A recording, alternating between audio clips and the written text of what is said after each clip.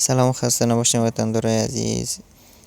امروز آموزش میدیم که چگونه فیسبوک دیگران را هک کنیم. خب برای این کار به یک برنامه نیاز داریم که داخل پلی استور میشیم و اینجا بالا سرچ میکنیم فیک چت و اینجا فیک چت نوشته میکنیم. این برنامه اولیه است دوستا، را دانلود میکنین. خب من قبلا دانلود دارم، میریم داخل برنامه، شما میره دانلود میکنین. داخل برنامه شدیم دوستای عزیز.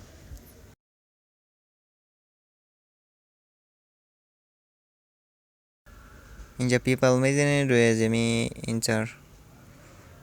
اینجا میتونین گروپ هم بسازین.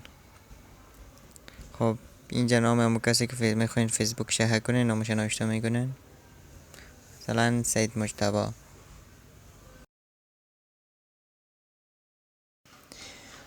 خب سید مجتبی نامش نوشته کردیم. حالا برای یک پروفایلش انتخاب میکنیم، اون پروفایلش هم میمونیم. خب ببینید دوست عزیزم پروفایلش ماندم.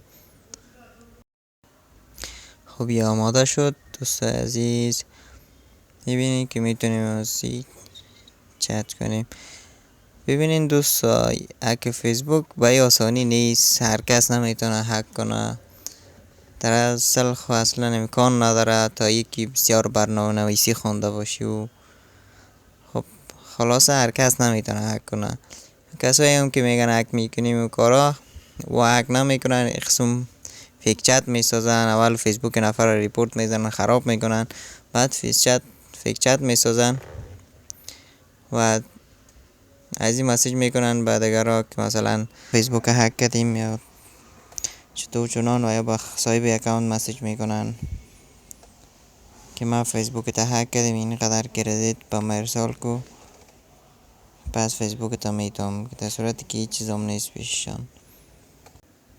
و صاحب اصلی اکاونت هم میبینه که اکاونتش نیست، به دستش چون ریپورت زده خراب شده فکر میکنه که با واقعیتی فیسبوک مرا هک کرده. خب دوست عزیز، این بود از ویدیو امروزی ما. اگر خوشتان آمد ویدیو را لایک و چنل سابسکرایب کنید. وقتتون خوش.